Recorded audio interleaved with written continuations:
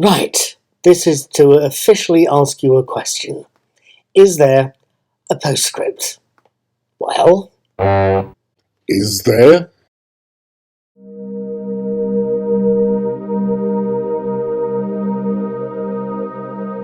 right, good morning, good evening, good afternoon, hello, wherever you are, whenever it is. My name is Paul, I'm also called Knickknack. I'm the brains, God help me, behind Knickknack's Old Peculiar, the world's most incredibly repetitive blog, and the man behind Knickknack's Daily Teaser, a fun, hopefully fun, daily brain teaser quiz. It does, quite literally, what it says on the tin, or packet, or something. At any rate, I write brain teaser quizzes, I do movie reviews, although I've not seen one recently. I should do something about that possibly. And I also watch TV shows as well.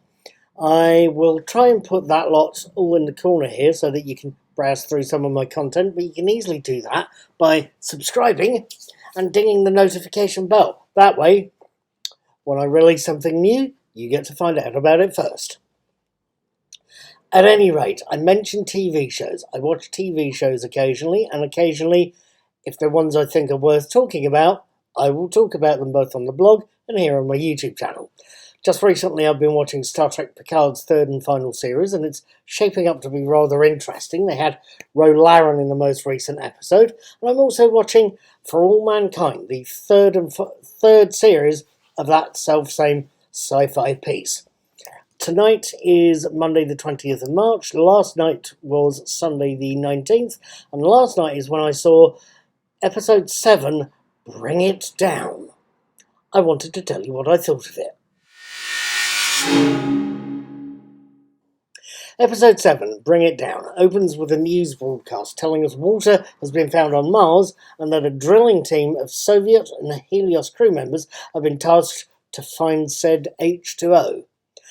We're also told that the Soviet team at NASA are leaving Houston Mission Control to head for its Helios equivalent. On top of that bad news, Sergei Piotr Adamczyk has had to tell Margot Rentschmidt that he's been forced back to Russia. The Soviet government feels Sergei's nice, comfortable dacha in the Gulag is the best possible place for him to be. Post-titles, we see first husband Larry Wilson, Nate Couldry, facing a congressional committee on the funding for NASA from 1981 to 1987, the records of which include some very suspicious entries, but not as suspicious as some of the personal rumours. Apparently, someone senior in the president's office has allegedly been having an affair with a junior White House aide, and the committee thinks it's him. Meanwhile, in a garden in Houston, Danny Stevens' younger brother, Jimmy, David Chandler, is having a barbecue with a small group of friends, one that includes Sonny, Taylor Dearden, a right-wing conspiracy theorist who's involved with some seriously nasty groups. The sorts of groups that convinced the moon landings didn't happen and Trump's still in charge. It's something Sonny has half convinced Jimmy that there's more truth to it than he thinks, even though he, son of Gordo and Tracy that he was, knows perfectly well the truth. She's also convinced him of something else, that him giving her a tour of NASA's office in Houston could be a very good idea. Sonny and her friends want proof that NASA are faking things. Jimmy's friends aren't the only ones with issues, as, back on Mars, Danny Stevens, Jimmy's brother, Danny Stevens, Casey W. Johnson's secret addiction to God knows what he can find in the medical bay, isn't so secret after all. Ed, Joel Kinnaman, the Helios commander, Ed has figured out that Danny is taking something, as he's quite literally noticed how very spaced out, literally spaced out, how Danny seems to be. So, having initially assigned Danny to be the co-pilot who takes the Helios Soviet team to the drilling site, Ed changes his mind and grounds Danny and assigns him to the backup job of communications officer for the drill team. After all, manning the radio means Danny can't cause problems. Can he? Now, What did I think of Bring It Down, of an episode that's covering 3 different plot threads at once? Or at least 3 different plot threads at once. Let's say it's 4 threads. Actually, it's 4 threads. There's the right-wing conspiracy, let's call it thread 0, that Jimmy's involved with. Thread 1 follows Jodie Balfour's difficulties as president and her husband Larry's attempts to stay in the political closet. Thread 2 follows Margot's attempts to get Sergei out of Russia before Almeida, Coral Pena, traces the leaked plans to her distinctly spectacled-wearing boss. Thread 3 follows the joint crews on Mars and their struggles to survive on a brave new world. Frankly, Thread 1, the thread following President Wilson's issues, is the heaviest thread in Bring It Down. It's like a really heavy sponge cake, a really thick and gooey one that's really chewy. It's one that, with Nate Couldry's vague resemblance to Kevin Spacey, had me thinking of the US version of House of Cards. It's not quite as well done as the Netflix hit.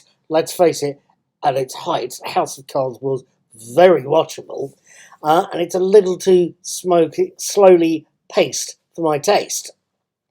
But you can see what Apple TV Plus is trying to do with it, and you can give them credit, as I do, for doing it comparatively well. It's not perfect, it's not the most exciting thread out of tonight's episode, but it's very well done. Even if, like me, you were expecting Jodie Balfour or Nate Couldry to start breaking the fourth wall.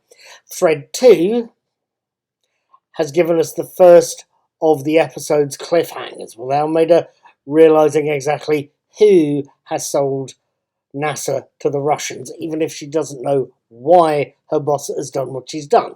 Thread 3 has landed us with the episode's real cliffhanger, the one that literally had me biting my nails, as a cliff collapses on at least one Russian cosmonaut.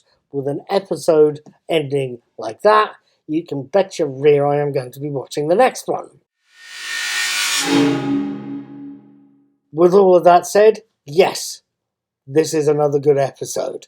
Granted, the thread that follows President Wilson is slower than the other 3 or 4, but as an overall package, Bring It Down is a very good episode indeed. There's lots of layers, and you have to really concentrate to keep track of what's going on. There's a lot of weaving out in and out there. Frankly, yes, it means I'm going to be carrying on watching to the next episode to see how these 2 cliffhangers resolve themselves. First things first, though, and as ever, I thought I'd better let you know that I'm going to be watching the next episode of Star Trek Picard, Bounty, on Friday the 24th of March, and I will have my written and video reviews up of that on Saturday the 25th. I will be watching the next episode of All Mankind, The Sands of Ares, on Sunday the 26th of March, and will have my written and video reviews up of that on Monday the 27th. Hopefully, I will see you then. Let's not call it a date. Let's call it saying, "Hi, Bob." That's where you're wrong. No, there's no postscript.